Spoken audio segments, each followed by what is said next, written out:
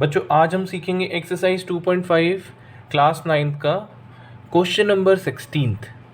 इस क्वेश्चन में बोला गया है कि आपको वॉल्यूम गिवन है और लेंथ, ब्रेड्थ और हाइट निकालनी है। बेसिकली आपको डायमेंशंस पता करने हैं कि क्या क्या हो सकते हैं। तो इसीलिए बोला गया है कि क्या क्या पॉसिबल एक्सप्रेशन है डायमेंशंस पता करने के लिए। अब डायमेंशंस क्या होते हैं? लेंथ, ब्रेड्थ और हाइट क्यूबॉइड्स की। तो वॉल्यूम ऑफ क्यूबॉइड आपको पता है। अगर हम फर्स्ट पार्ट करते हैं, देखो 3x² माइनस 12x, तो वॉल्यूम ऑफ क्यूबॉइड आपको पता है। वॉल्यूम ऑफ क्यूबॉइड कितना होता है? Volume of cuboid is equals to length into breadth into height होता है। तो बेसिकली लेंथ, ब्रेड्थ और हाइट हमें निकालनी है कि क्या क्या हो सकती है अगर वॉल्यूम आपको गिवन है।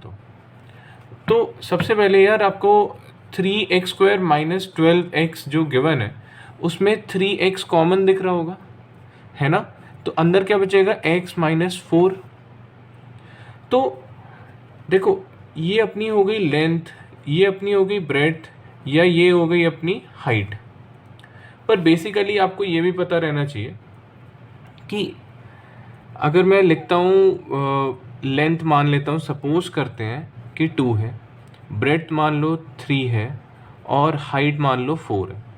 इन तीनों को अगर मैं मल्टीप्लाई करूँगा तो मेरा आंसर कितना आएगा? 24। ठीक है। पर अगर मैं इनका ऑर्डर चेंज कर दूं, ऑर्डर चेंज करने का मतलब ये होता है कि मैं आगे पीछे लिख दूं तो भी आंसर सेम आएगा, क्योंकि यार ये मल्टीप्लिकेशन में है। जैसे कि मैं बोल रहा हूँ 4 यहाँ लिख देता हूँ, 2 यहाँ लिख देता हूँ, 3 यहाँ लिख देता हूँ। बेसिकली अब ये हो गया लेंथ, ये हो गया ब्रेड्थ, ये हो गया हाइट। तो पर आंसर तो 24 ही आएगा। ठीक है।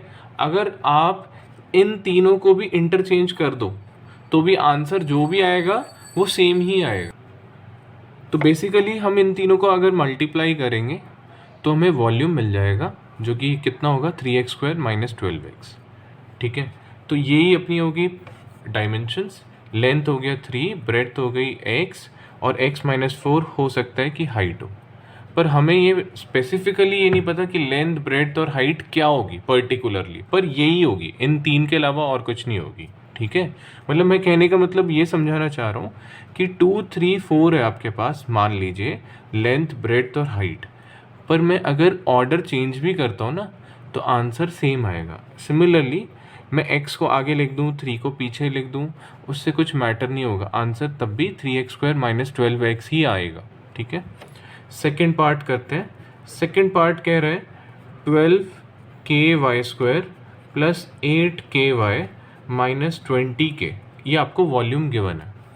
तो इसमें क्या कॉमन है? सबसे पहले आप वो कॉमन निकालो। 4 कॉमन है, 4 सबकी टेबल में आते हैं, आप देख सकते हो, और k कॉमन है। तो अंदर क्या बचेगा? 4 की टेबल में 12 कब आता है? 3 पे। 4 की टेबल में 8 कब आता है? 2 पे। और 4 की टेबल में 20 कब आता है? 5 पे। सब में से k कॉमन निकाल लिया और सब में से 4 कॉमन निकाल लिया। नेक्स्ट स्टेप, अब आप इसको स्प्लिटिंग द मिडिल टर्म से सॉल्व कर सकते हो। 5 3 जा कितना होता है?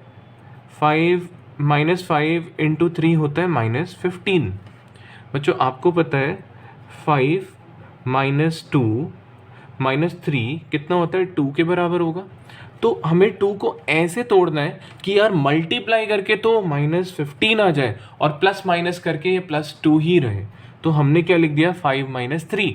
तो आंसर क्या आएगा? प्लस 2 ही आएगा। ठीक है। तो 5 इंटू माइनस 3 करें तो माइनस 15 आएगा, जो कि हमें चाहिए था। तो बेसिकली हम 2 को क्या लिख देंगे बच्चों? हम 2 को लिख सकते हैं minus 3y plus 5y minus 5। हमने 2 को क्या लिख दिया? प्लस 5 में से 3 गए तो 2 ही तो बचेंगे, है ना? हमने ऐसे लिख दिया 2 को। उसके बाद 4 के 3y और 3y में क्या कॉमन है? 3y² और 3y में 3y कॉमन है, अंदर बचेगा y माइनस 1। इन दोनों में क्या कॉमन है? 5 कॉमन है, अंदर क्या बचेगा? y minus 1।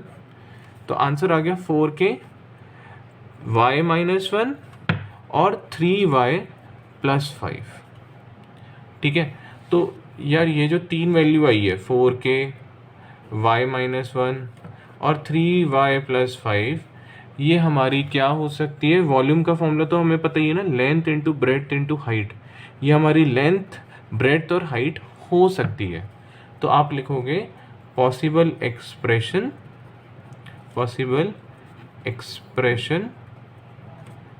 For the dimension dimension means length, breadth और height of cuboid is 4k y-1 3y + 5। Length, breadth और हाइट क्या हो सकती है, 4k y-1 3y + 5। ये हो सकता है, ये पॉसिबिलिटी है।